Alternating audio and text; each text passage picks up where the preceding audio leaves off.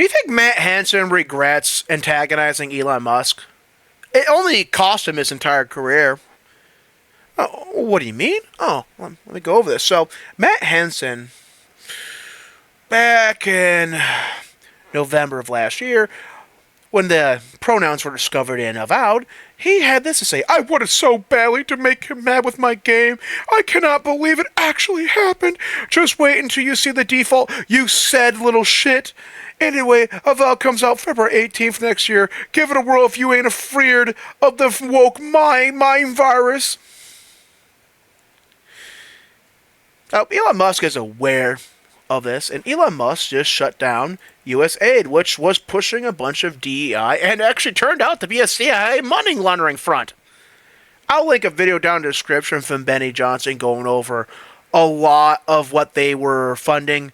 It's kind of horrifying, but this is the organization that was financing a lot of wokeness around the world using U.S. tax dollars on top of overthrowing the Ukrainian government.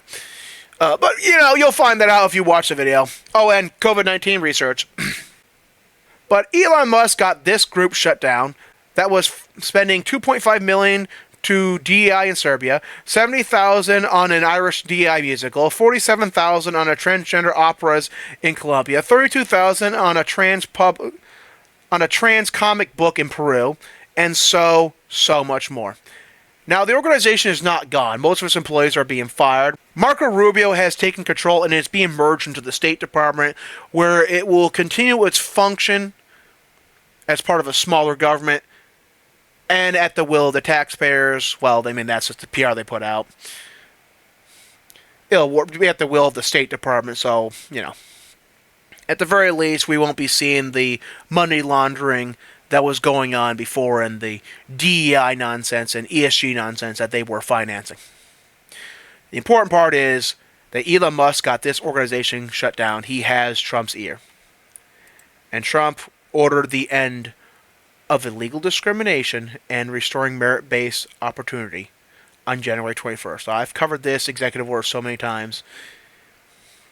And basically, one of the key points of it, within 120 days of its passing, a bunch of agencies are to look at how they can enforce civil rights and give a report to the Assistant for the President for Domestic Policy containing recommendations on enforcing civil rights laws and going after DEI. They're aware that the private sector, BlackRock, Vanguard, and World Economic Forum are trying to rebrand it to Bridge and other acronyms. Or in the case of the NSA, just not give it an acronym whatsoever, but keep pushing it. They're going after the policies directly. And importantly, 9 targets are to be determined. And of concern for Microsoft, publicly traded corporations. Microsoft is one of the largest corporations in the country, which would already put a target on them. They have government contracts, which increases the size of that target. And they are one of the most egregious pushers of DEI. Now, they have abolished their DEI team, but the CEO has said that they're going to keep pushing DEI. And Xbox will keep pushing DEI. And down here we can see litigation that would be potentially appropriate for federal lawsuits, intervention, or statements of interest, and potential regulatory action and sub-regulatory guidance. The government is moving to crack down on this nonsense. It's coming. And with Trump shutting down USAID, we can 100% know Trump is not just blowing hot smoke. The administration that is now in charge of America is not blowing hot smoke. They're not all talk like other administrations have been in the past about ending this stuff, about serving the will of the people. And Matt Hansen, he had to open his mouth and run it, antagonizing Elon Musk because he thought he was secure at Obsidian. He thought he could not be fired at Obsidian.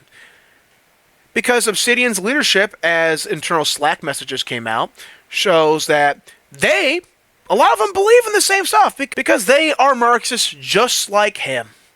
Yes, everyone's saying, well, all these people care about money. That's not true. A lot of the companies are ran by Marxists. They want to push this agenda. They're happy to push this agenda. All DEI and ESG did was give them money to compensate for the economic failure this agenda brings. That's it. Because without ESG and DEI investments, these companies would go bankrupt real fast. These companies are largely zombie corporations. Now, Microsoft has a bunch of money, so they're not a zombie corporation. But you look through the rest of the industry when Take-Two is posting a $3.7 billion loss. When you look at Ubisoft's financials and they're massively in debt, living debt to debt, that's a zombie corporation. Without ESG and DEI, these companies would be done. They'd be gone. We wouldn't even be talking about how bad Assassin's Creed Shadow is going to be, because there would be no Assassin's Creed Shadow, because there would have been no Ubisoft without ESG and DEI. And now that DEI is being shut down and investments are going to be shut down for it, and it's only a matter of time before ESG investments are targeted, these companies are going to drop it because they cannot financially afford it. A lot of companies operate based on debt. Even if they're not a zombie corporation, they need loans and financing and investment. Without ESG scores, they have to show they can make a profit. They have to show that they're a competent corporation. And a lot of these DEI and ESG companies, they're straight not profitable. They're not viable. Microsoft is in the interesting position where they are not going to collapse. But investors may decide that it's time for someone new to run the company. So the CEO is motivated to get rid of people like Matt Hansen. Now, whether Matt Hansen's going to be gone before Avowed comes out or after, don't know. But do not be surprised when you hear about a round of layoffs at Xbox, at Obsidian. They're coming. Just like EA purged the Wokies from Failguard, who then immediately got hired at fucking Sony to further ruin Ghost of Yotei. Which really goes to show you how well connected these Marxists are. Which we knew from Game Journals Pro in the first Gamergate, but that's another topic altogether.